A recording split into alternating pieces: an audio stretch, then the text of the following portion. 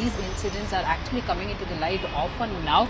But yes, earlier as well we had seen this taking up a huge turn again from the coastal belt of the Karnataka itself, where in the Udupi itself we had seen a popular temple where there was again a call for the ban of the Muslim traders, because what these Hindu outfits are actually alleging is that the community which is involved in anti-national activities and also has a plan of coming up with a big conspiracy against the society must not be permitted to do the trade during the temple fairs. So now this is another incident that we're getting to hear from the Udupi district, where the popular annual fairs are upcoming, and the two specially popular temple fairs, that is in the Udupi district itself, Koteshwara temple and also another temple of Durga Parmeshwara temple fair as well, one which is slated to be on the 8th and another one again after a couple of days itself. So that actually is a very big temple fairs in the Udupi district. During this time we get to see a huge public gathering as well, and there is again a big scope for the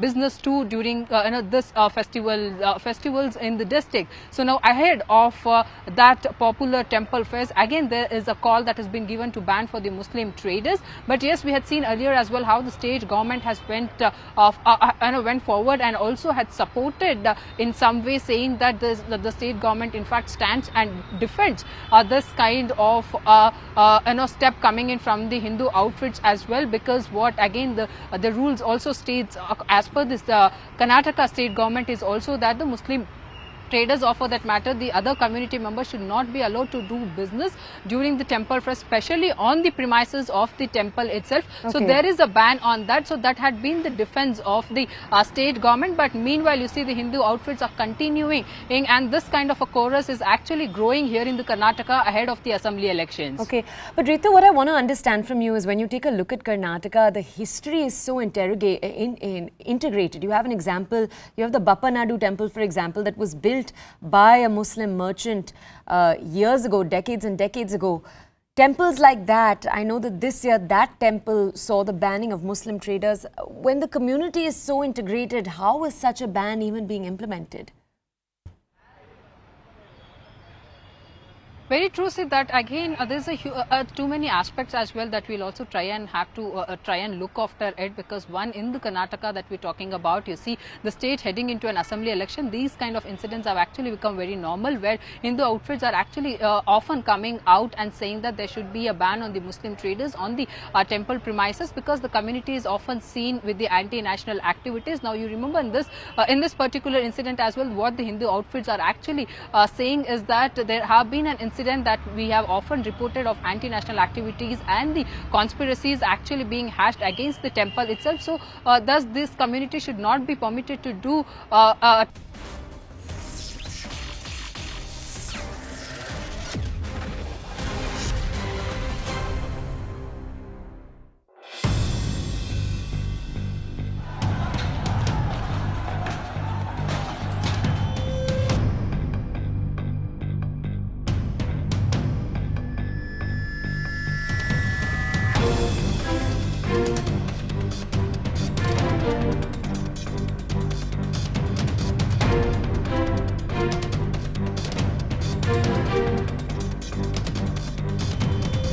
The mastermind was Aam Aadmi Party's Councillor Tahir Hussain, and the clear-cut objective was to target Hindus. Well planned दंगा था। ताहिर हुसैन का role बहुत critical है, बड़ा important है। इसने funding भी manage कराई है।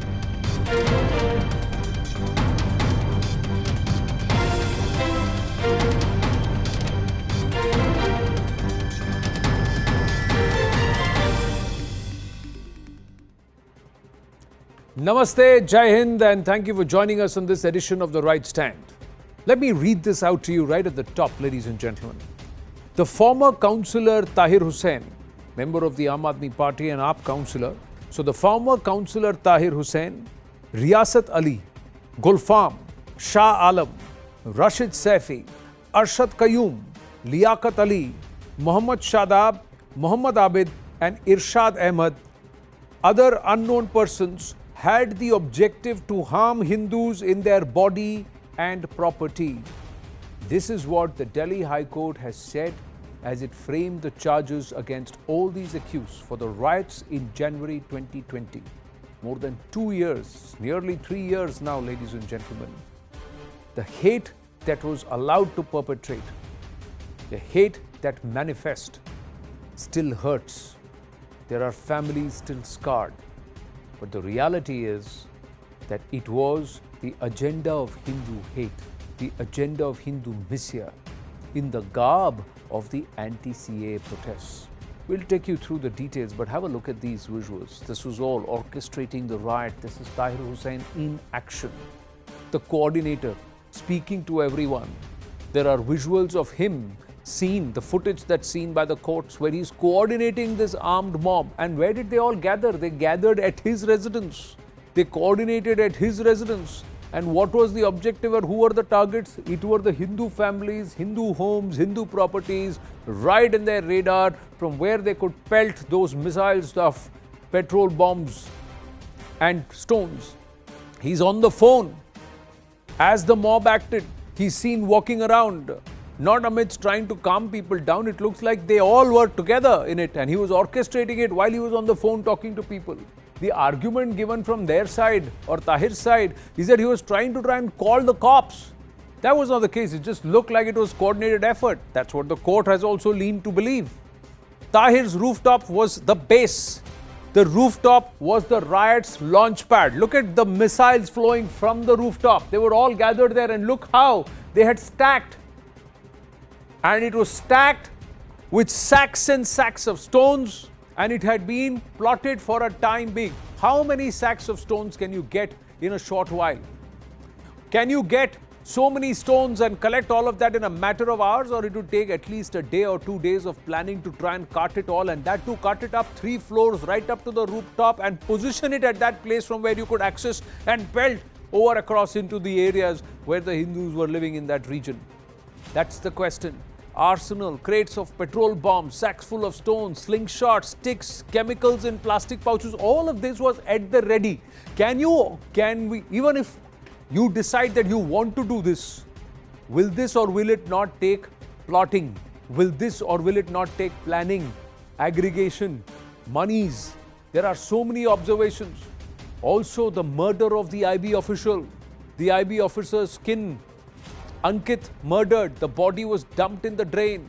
The charge sheet turns around and says Tahir led the mob that murdered Ankit. The charge sheet says it was a deep conspiracy to kill Ankit. Once again, it was tried, the efforts were made to try and dismiss it as a sorry incident that happened, and it was not Tahir Hussain at all, but it was all plotted. It was all observed. Maro Salon ko were the chants. Target Hindus, harm Hindus in body and property. That's what the court has said as it frames the charges against all these accused. And the mastermind is the former Aam Aadmi Party councillor Tahir Hussain. So this is what the court have said. In the Delhi 2020 riots and the truth that comes out, petrol bombs, stones stored in the house in sacks.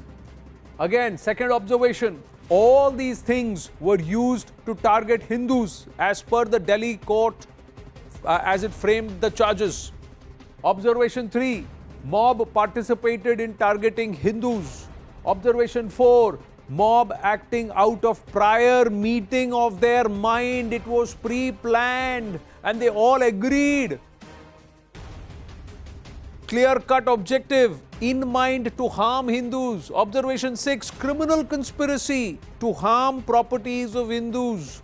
And all accused indulged in targeting Hindus. One particular community was on the radar and they wanted to teach them a lesson, target them, hurt them badly. Observation 8, acts apparently prejudicial to harmony. This is what the court has said and agreed upon as it frames the charges. What will be the level of punishment and conviction? We'll wait and watch. But the larger question is, was hate for Hindus behind the Delhi riots not an anti-CAA system at all? And how is it that there is so much of misya? And how it manifests against those very people who are your very neighbors? Joining us this evening, Vinod Bansal, National Spokesperson of the Vishwa Hindu Parishad, Sonali Chitalkar, author, Delhi Riots 2020, The Untold Story, S.N. Srivastavji, former Commissioner of the Delhi Police, Nighat Abbas, activist, and we're also hoping that we will be joined by Madhukar Pandey, the Special Public Prosecutor in this entire Delhi Riots case. But first, I'm going to ask Sonali Chitalkar, you wrote that book. You're the author of Delhi Riots 2020, The Untold Story, Sonali ji. Were all these aspects manifest when you wrote the story? Certainly, we had gone to the field after, between 24th to 25th to 26th February. The area was totally under, it was riots and street fights going on. So as a part of civil society, obviously we are not a part of any law enforcement or anything. We went there as a part of civil society. From 29th to February to 10th of March, we made constant visits to that area, and somehow whatever has been said in the court today, we met a number of people, we met residents. The first place that we went to was Tahir Hussain's house. We saw that high-rise building. We spoke to people around. We were not able to speak to Ankit Sharma's family on that day because they were, unfortunately, they were still involved in the last rites of the young person. But certainly, when we spoke to the people around, we spoke to shopkeepers, we saw the parking lot and it was completely destroyed. And we realized that, yeah, a lot of people around were telling us that Tahir Hussain's house was the epicenter of planning and of coordination of not just the ghastly murder of Ankit Sharma, but also of the entire rioting that took place in the Chandbagh area. So certainly, when we spoke to people out there, what we observed on ground certainly corroborates what the High Court has observed today. And very important point, I would say that the High Court has said that the intention was to target the Hindus, and also the intention was to create a condition of disharmony between the two communities. And this came across, we spoke to people from both communities, and this particular point came across from leaders and societies representatives of both communities. Certainly, whatever we wrote was, it kind of is being manifested in the court's observations. Do you feel a certain sense of vindication that you put out the truth, the untold story, but there were efforts to pan you, there were efforts to brand you, Absolutely. there were efforts to even cancel you out? Yeah, absolutely. Cancel culture, you will see, is very common. But then as researchers, I told you, we went there simply as researchers, as part of civil society. And I do believe that we played a very important role in highlighting the issues. And certainly, we had a very, very strong voice at that point of time. We did not get cancelled. We certainly were able to put our point across. S.N. Srivastavji, an elected member as a councillor, was masterminding and orchestrating attacks against a particular community right in the heart of Delhi, and these were people who have been living around that area for many years.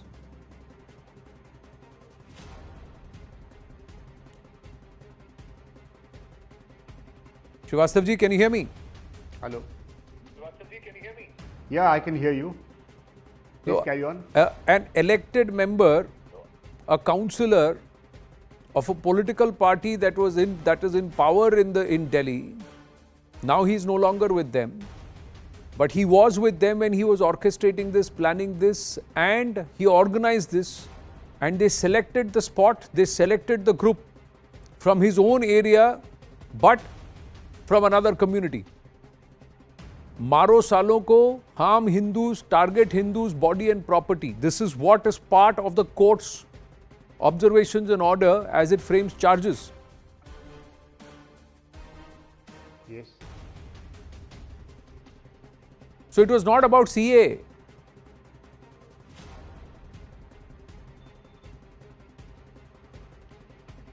Anand, what is the question? The question is that did we know that this is going to manifest like this? Because there was always denial.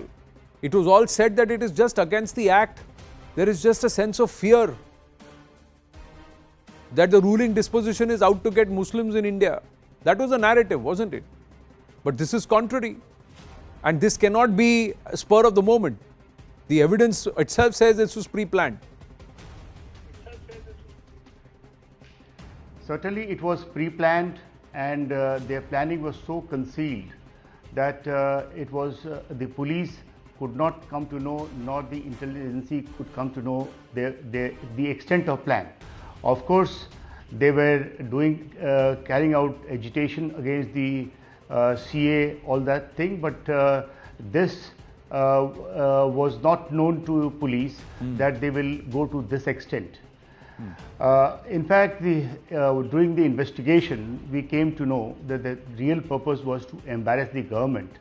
When a foreign dignitary had come to India, at that point of time, they wanted to show that how the population, how the people are so against the enactment of CAA. So that is why they created a situation. They rather engineered. The condition was not exactly what they wanted to present. They engineered the riots in such a way that they provoked, initially by targeting the policemen who are actually in the field. And on 24th morning, what happened was, it started from before, but to give fillip to the riots, what they did was that they kidnapped 2 policemen who had gone on a particular call. And as a result of which, more policemen had gone there, and they started throwing stones. Policemen were injured, and thus started the initial phase. It was a policeman and the one community which were injured, which later on the riots spread to other regions also. So, so you're saying just to embarrass the ruling disposition, they were ready to drive a wedge between communities and right in the heart of Delhi, and target innocents, target the people with whom they have walked in out of houses, gotten into buses together, bought from the same shops, lived in the same area.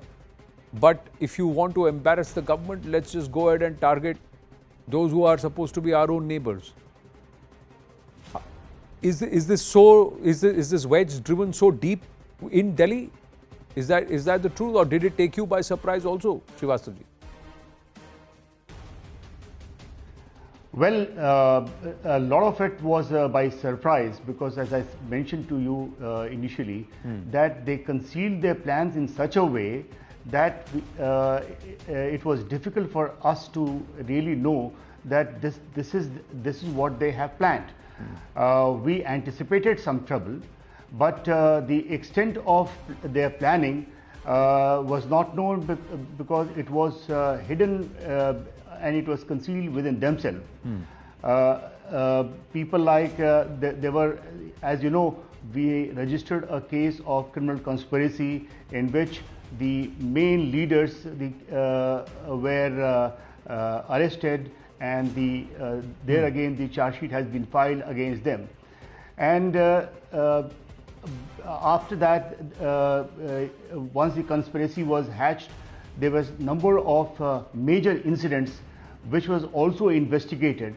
As a sum total of these investigations, what we came to know about is that the plan was to embarrass the government, and for embarrassing the government, they drove wedge between the 2 communities, caused so much of anarchy, harm, killing 53 people and injuring more than 400 persons in this Delhi riots.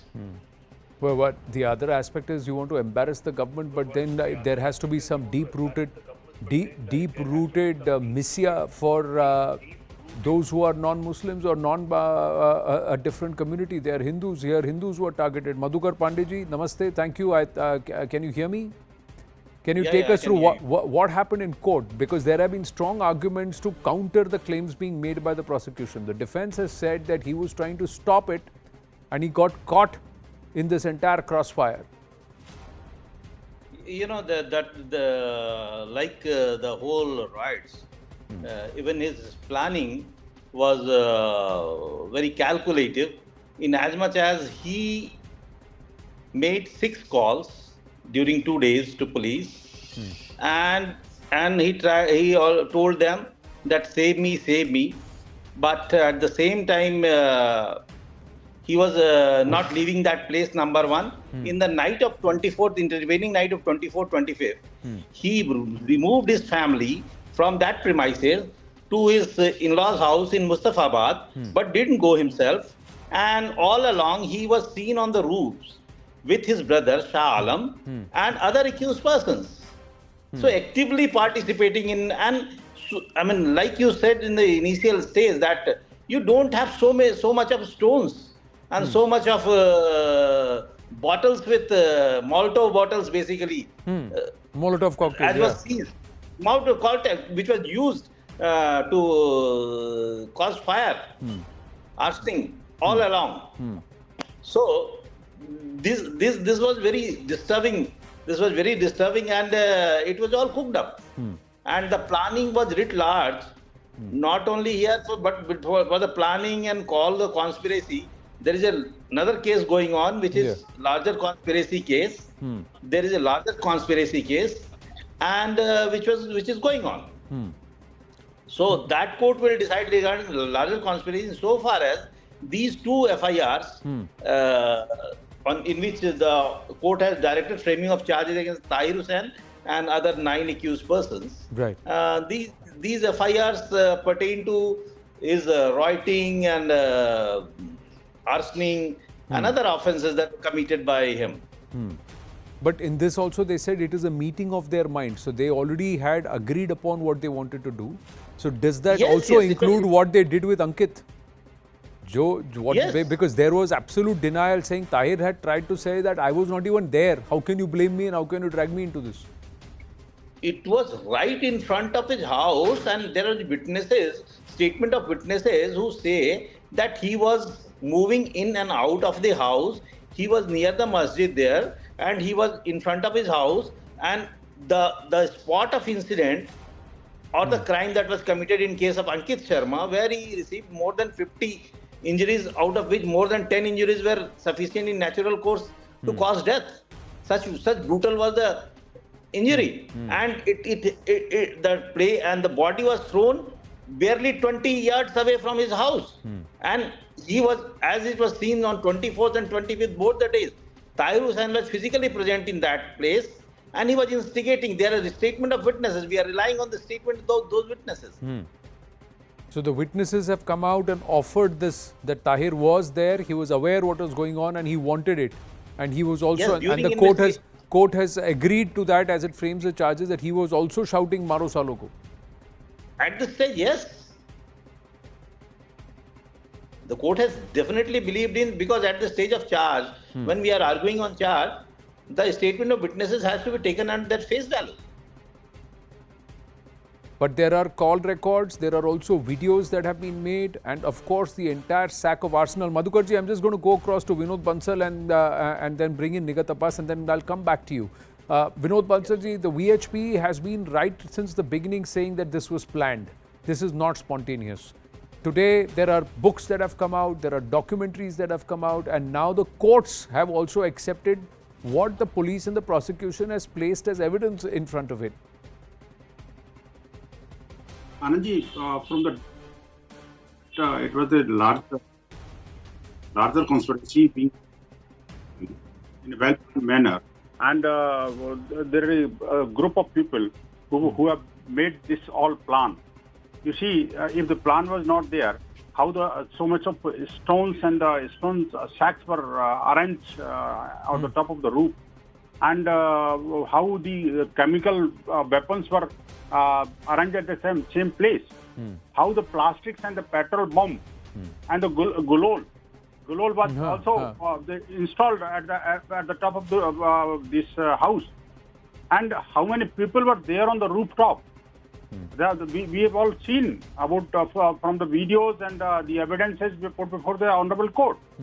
And from the day one, we are saying that it was not the riot. It was really the attack on Hindus. And now the court has confirmed it. We have been saying that riots comes from both ends. But here, no other end was there. The other end was just to protecting themselves. But the attacks were being well planned, and attacks were being made from the Muslim side only. And this Tahir Hussain, who was the councillor at the time, and the party was this well planned way protecting that person, was also the part of the larger conspiracy. The way they put before this parking lot on fire, the way they were putting using the gulol and the petrol bomb and throw it out to the Hindu families and the Hindu houses. We have clearly seen that how the bodies were dumped into this nala nearby the place, and we have found that so many dead bodies were recovered from that nala, and the way the Tahir Hussain was protecting those people and making the conspiracy to call on the police and seeking the help. It was only the IBAS, and to conceal his conspiracy and say that I was calling the police to protect the person. But it was not the reality. The reality was that so many Hindus were burnt alive, so many Hindus were attacked, so many the large number of property of Hindus were being. But you are saying that this whole thing was one-sided. You are saying that what you are alleging is that there were no riots. This was just pre-planned attack by one community or one particular leader of a particular community, and he had planned this and he decided to target because the larger objective, there is a larger conspiracy, a deeper conspiracy. But where was this so much of hate manifest that you are okay to go ahead and target? SN Srivastava wants to come in. Yes, Srivastava ji. Yes. No. Vinod ji, मैं वापस आता हूँ. मैं जरा Srivastava ji से वो दो तीन बार he's raised his hand and then I'll come back to you. Yes, Srivastava ji. Anand, on the issue of whether it was well planned, I would like to say that apart from this specific case, there were many other cases, and in all the cases there is one theme or one conspiracy which cuts across all the cases. And here the reason why we say that this is well planned and there was a conspiracy is because the planning had started long time back. Now, first one, that they had a WhatsApp group, and the WhatsApp group was started many days before, and there was a conversation of what to do, how to do. All these things was mentioned. Number two, there were some instructions, the copy of which we received, of how to like just in case of a in case of a riot, when the riot takes place, what all things that every household will plan for. I mean, they should have petrol bombs. They should have oil which is hot oil which can be poured, and various other things.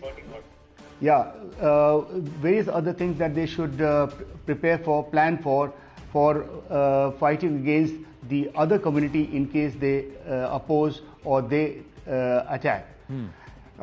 So the WhatsApp group was started not at that point of time on 23rd or 24th of February, but started much earlier. So this is one reason why we say that it is it was well planned attempt for riot.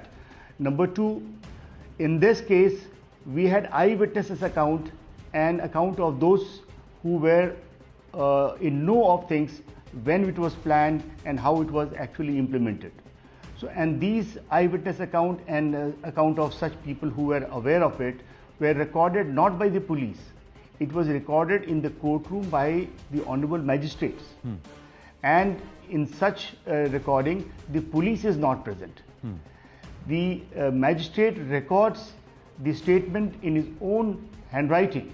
It is not typed also. To exclude the presence of anybody else, it is handwritten. Number 3, there was CCTV coverage. I mean, there are some coverage which is the cameras which are already on the road.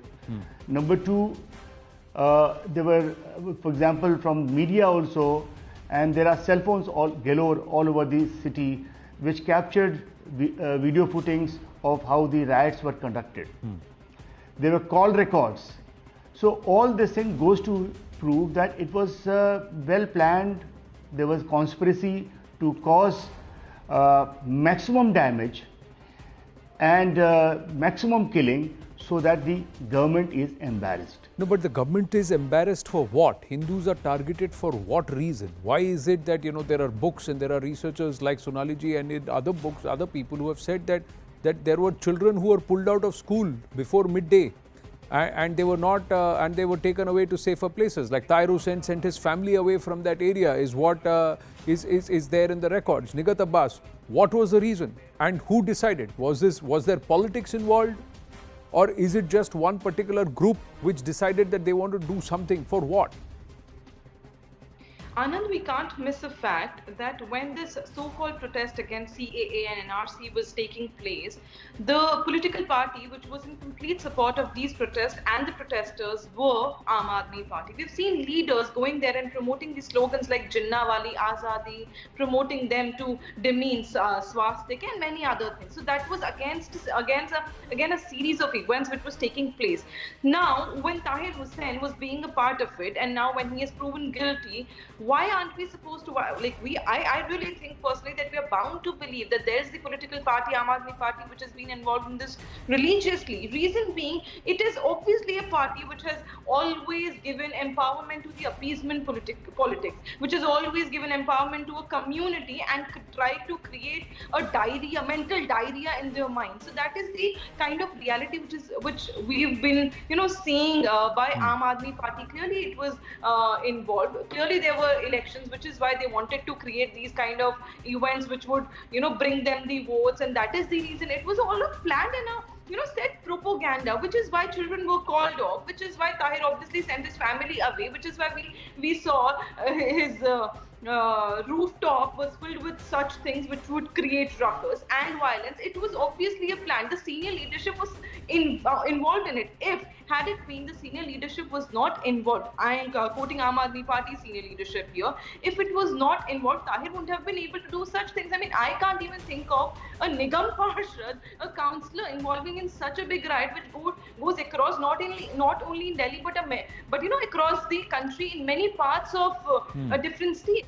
So that was something which was planned nationally by the opposition, Aam Aadmi Party being the leader to it, and then Congress and other political parties in the opposition, which led it in different would you want to lay the blame squarely on a political party or perhaps an entity or an ecosystem or perhaps a grouping that were unhappy with the events that build up post 2019 elections? Because this has happened in January 2020. Sonali ji, because you've researched it, was there a build up to teach a lesson because certain things happened? 370 got abrogated. There was a judgment on Ram Janmabhoomi. There was an overwhelming mandate that was given to Prime Minister Narendra Modi and the BJP again. So it was a series of things which happened. There were also the labor reform or labor laws that were going to be brought in. So a lot of things which were being talked about at that time. Between August, May and December 2019, a lot happened. CAA. Yeah, you're very right. Certainly, a lot of the panelists have, a lot of the panelists have also put things in perspective. You have already said that there was a very, very huge mandate which was taken by the BJP, and then since December 2019, you've talked about this, why this hate? Since December 2019, this hatred was out on the streets of the roads. This wedge was being created between the two communities. We have written in our book, we have foiled our research around the larger political and national and international context that was emerging. And certainly the context of Delhi elections, certainly the context of, the CAA. So this wedge was systematically created, and you use the word ecosystem. I will clearly use the word, we have mentioned it in the book, the urban Naxal ecosystem. And all across universities, all across wherever possible, this wedge was created. And certainly the anti-CAA protest sites which had been built up very systematically in all these key areas. The book has laid out the entire graph of how this escalating violence was there from December 2019, and ultimately it burst on 24th February 2020. And even then it's lucky that it did not spread across other areas of Delhi, because a similar kind of a pattern was observed in certain areas of South Delhi, where again the entire the street rioting, the blocking of roads, the cutting out of areas and isolating populations and creating, in fact it was horrible. If you just look at the Chandbagh area where Tahir Hussain's house is there, you go a little more further down to areas like Bhajanpura and all, that entire area was totally devastated. It was so violent. I can't imagine if the petrol pump in Bhajanpura had blown up. You can imagine the kind of destruction that would have occurred. And the same format, the same statements were made by everyone who we spoke to, that these were targeted attacks.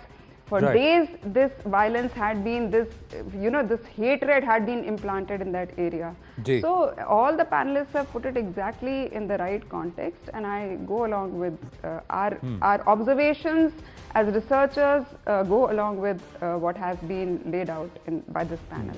Quick word, Vinod Bansal ji, and then finally I will end with. I would like to add one thing. Madhukar ji, yes please. Like you said that it burst on 24th. As per the investigation by the police, it was not spontaneous, but it was pre-planned, because at that time Donald Trump, along with his whole international entourage of media, was in India. So they wanted to bring this whole phenomena that Indian government per se is against a particular community. So they wanted to highlight this, and there was no better opportunity.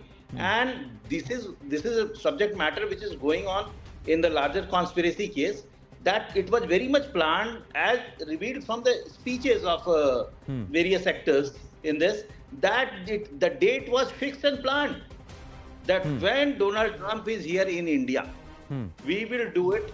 And even their chats revealed about the violence. So it was all planned. It was not spontaneous. It was not spontaneous. It was very much planned.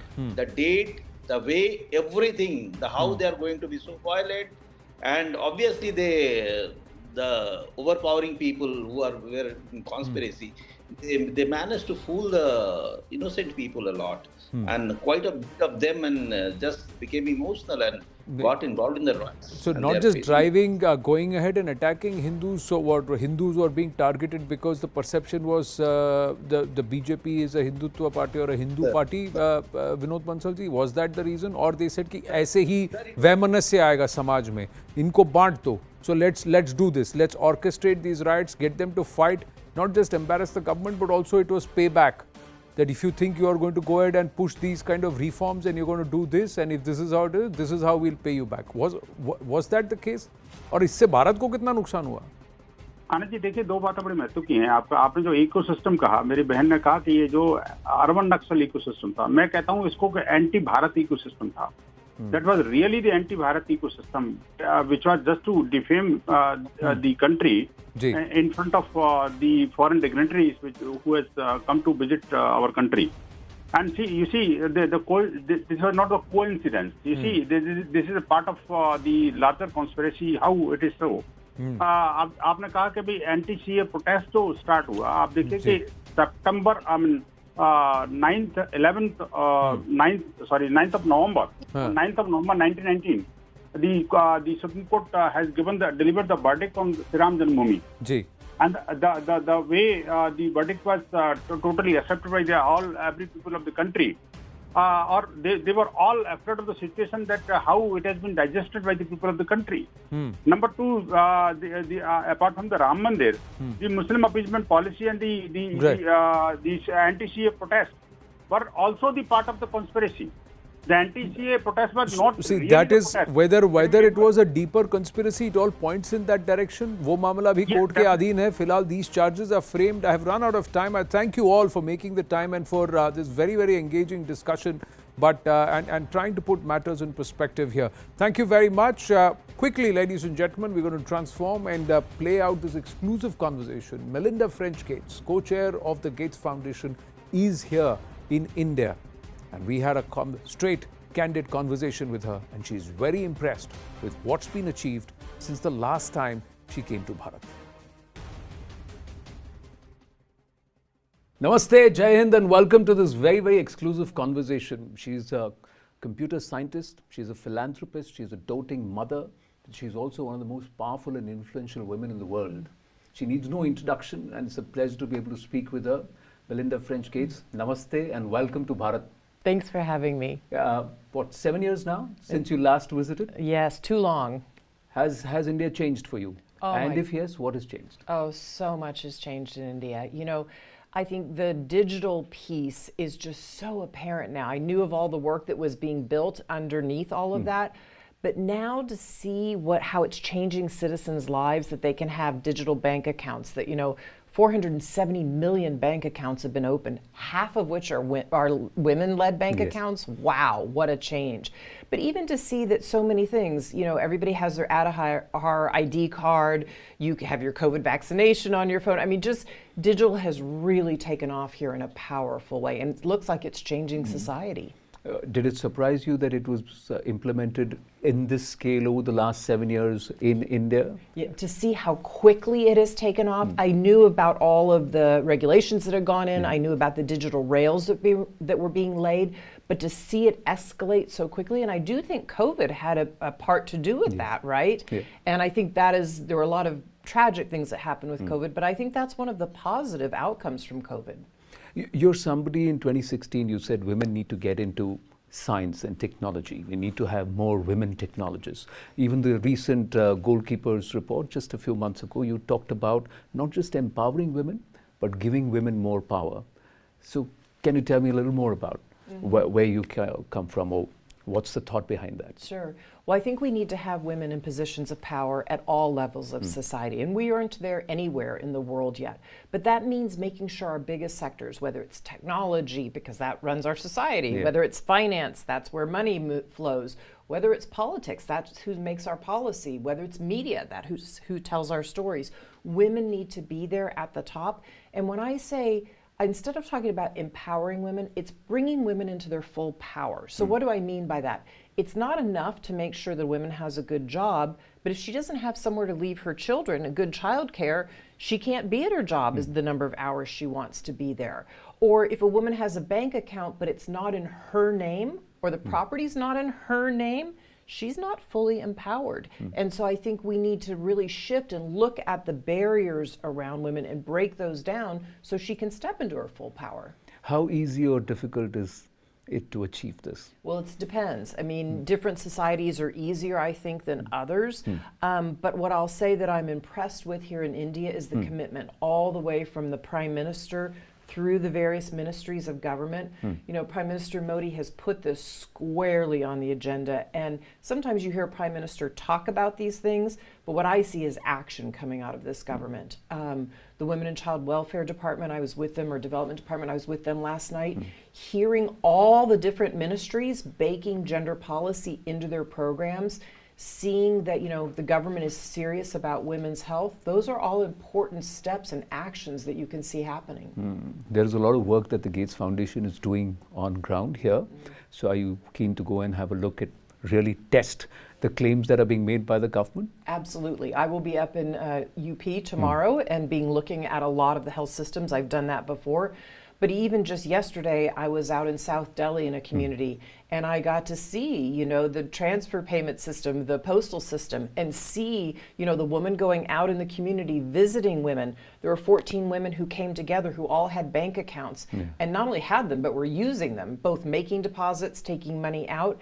And to talk to those women and just ask them the question, you know, what does it mean to you to have money, to have your own money? They all talked about how people around them see them differently. Yes. And you see women's agency coming forward because of this program to make sure they have digital bank accounts. So does financial inclusion make such a big difference, or digitally being empowered or, you know, enabled? Let's not say empowered, but let's say enabled. Does that make such a difference? And do you think the government is in the right direction? Has it done enough so far? Or what do you think are the learnings that other nations can take from India? Well, I'm looking really forward to India is hosting the G20 this year. And I think there are so many lessons from India that can be shared with the rest of the world. I think India is absolutely headed in the right direction on digital. It's not only making sure men have bank accounts, digital bank accounts, but it's doing the extra programming to make sure that women have them and are taught how to use them.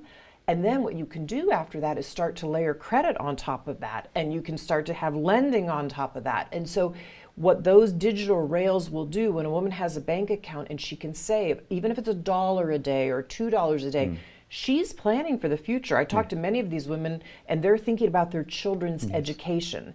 And so when you think about women investing in their own children and families, wow, you want to talk about empowering a country? That's powerful. Will that also power innovation? Would you think that will also help push more education within society and also among women?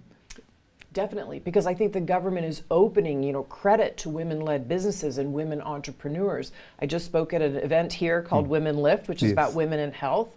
It's incredibly important that society has more female scientists, more female computer technology, but even women at the grassroots level. So often women do have jobs. They have jobs in the informal sector. They see what society needs in their community. So if they can start to create businesses and have that all done through their phones, wow, we don't even know actually what we're unlocking, and that to me is exciting. The pandemic we talked about, it was tough on all of us, but you also mentioned that it was unequal to women. Well, because it pushed so many women worldwide out of the labor force, right? So when all these businesses shut down and people were at home, finally the invisible became visible. You know, women are expected in every society in the world to take care of the children. And usually the elderly. Some of that's the loving work we want to do for our children and our parents, but it's also quite tedious and laborious, some of it. And so what we're seeing is that women are going back, men and women are going back to their jobs, but women aren't going back at the same rate because there's been a crisis now in the child care sector and they don't have anywhere to put the children. And so until we address that, you're not going to get women fully back in the formal sector. What we saw in the pandemic was Asha workers or women across the country going across and spreading this message of wanting to have, having to get vaccinated. Some of those stories are so inspiring. Do you believe the world needs to know those stories and learn from them? There are many nations that could actually follow India's template. Oh my gosh, there are so many nations that need to learn from that. I mean, those Asha workers are the frontline soldiers. And not even before we got immunizations, I saw the Asha workers. I was home in Seattle. We were all home. I was home in Seattle cheering because I've met those women, some of them. They were out giving messages early on about hand washing, about wearing masks, about social distancing. They were creating masks. They were sewing masks and distributing. Then when there finally was a vaccine available, they were the front line of making sure people had the right information, knew the vaccine was coming, and then got people vaccinated. There isn't a health system that I know in the world that wouldn't like to have the Asha system that is here in India. You believe India can technologically support such nations? What do you think we need to do, or how is it that we can take this learning forward and help other nations?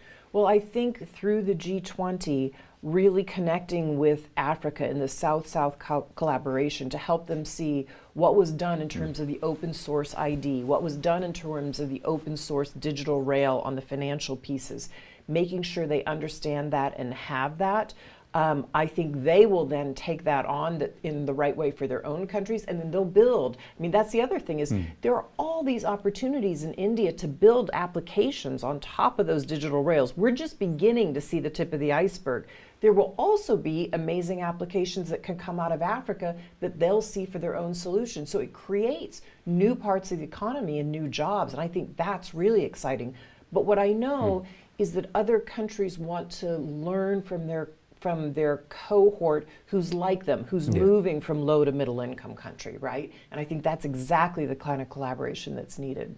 Do you also believe that with India with 4% of the landmass, nearly 25% of the world's population, and 50% is women, what is it that it's doing right so far?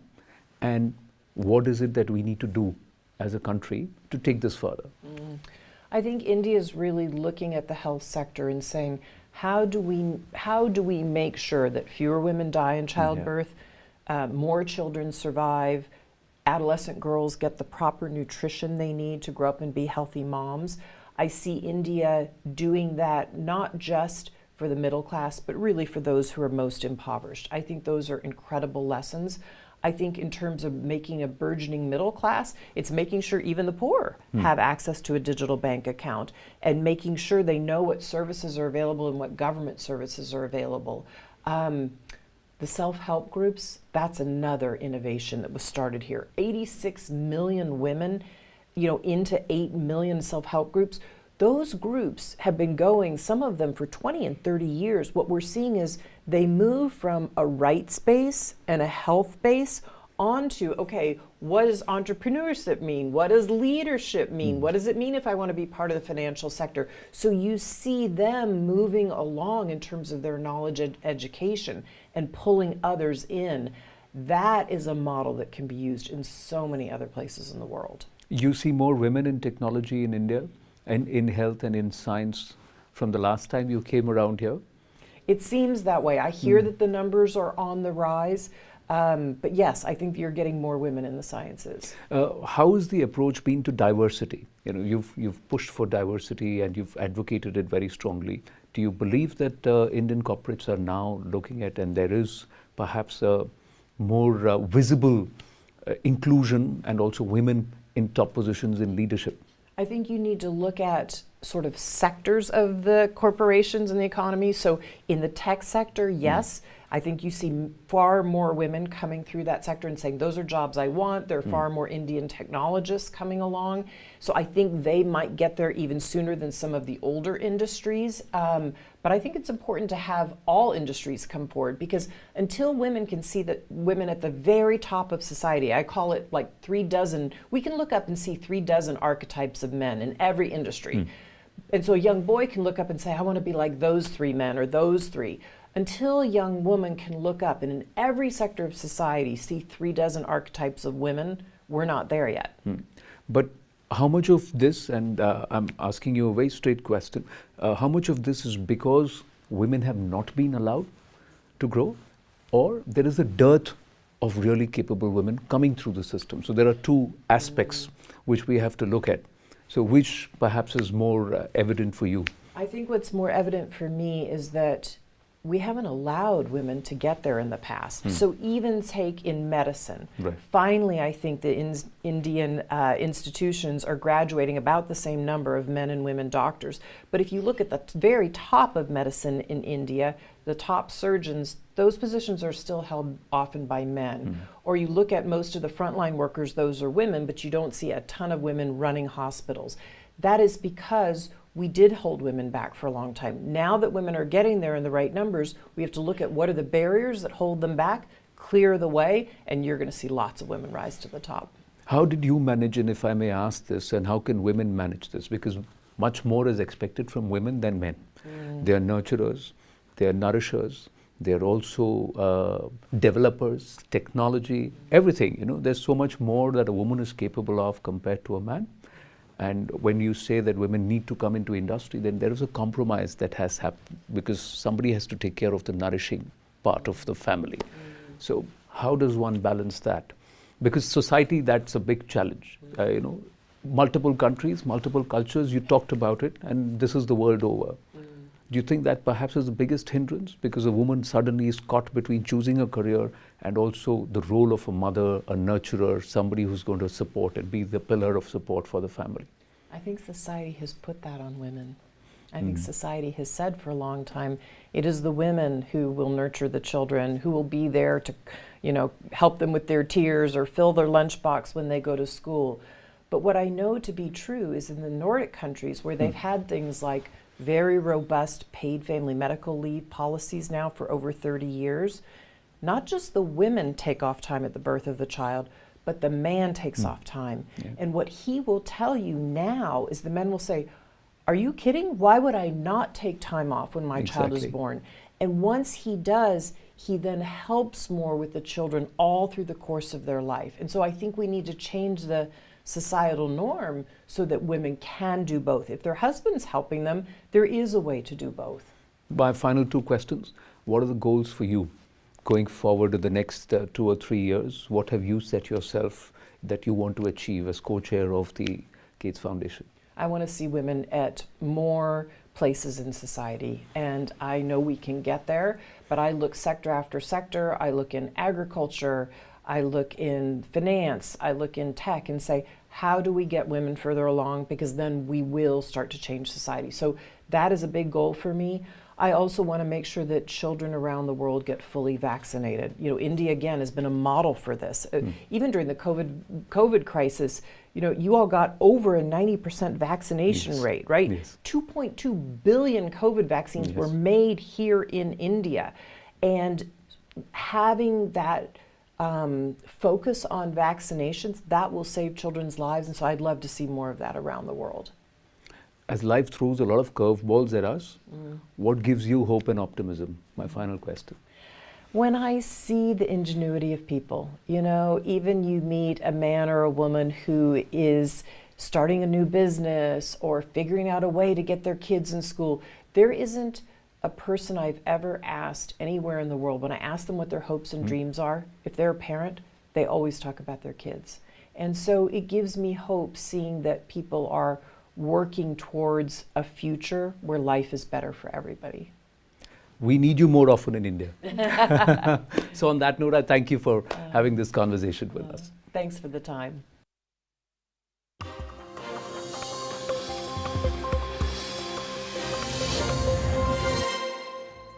Good evening, this is Brass Tax. I'm Zaka Jacob. The states of Maharashtra and Karnataka have been fighting over the border district of Belgaum for a number of decades now. The Supreme Court is apprised of this matter. It'll be hearing the case this week. But today there were chaotic scenes at the border toll between both states. Kannada groups protested and ransacked some Maharashtra state buses. The question is, when Chief Minister Bommai had explicitly told two Maharashtra ministers not to go to the border, they were planning to do that over the last weekend, who then gave the permission to these Kannada fringe groups to go there and create the kind of ruckus that we saw? And more importantly, why is it that despite commission after commission recommending a formula for the division of these villages in Belgaum, why have both governments not got down to implement it? Will this now also be left to the Supreme Court? But first, the story of what happened today.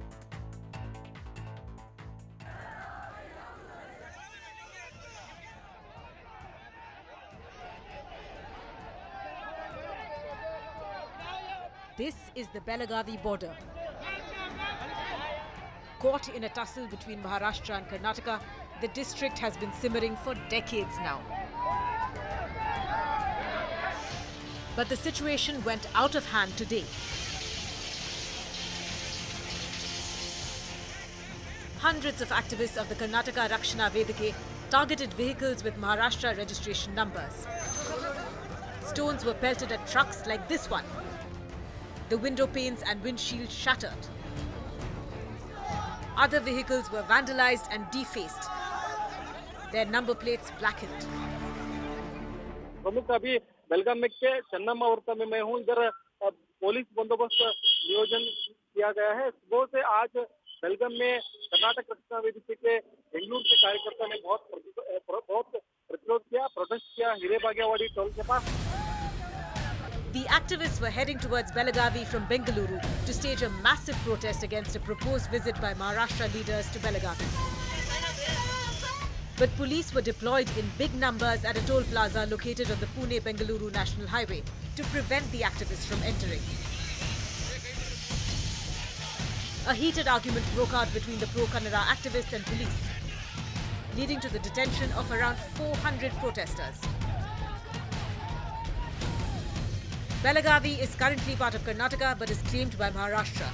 While both states are ruled by the BJP, there is a lot of friction between the state governments over the dispute. ನಮಗೆ ಯಾವುದೇ ಚುನಾವಣೆ ದೃಷ್ಟಿಕೋನವೂ ಇಲ್ಲ ಅಥವಾ ಯಾವುದೇ ರೀತಿಯ ವಿವಾದವನ್ನು ನಾವು ಎಬ್ಬಿಸಬೇಕನ್ನುವಂಥ ಪ್ರಶ್ನೆ ಇಲ್ಲ. ನಾವು ನಮ್ಮ ಗಡಿ ರಕ್ಷಣೆಯನ್ನು ಮಾಡೋಕ್ಕೆ ನಾವು ಬದ್ಧರಾಗಿದ್ದೇವೆ ಮತ್ತು ನಮ್ಮ ಜನರನ್ನ.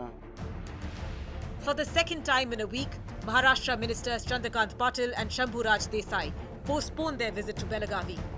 And that has given fodder to the opposition in Maharashtra.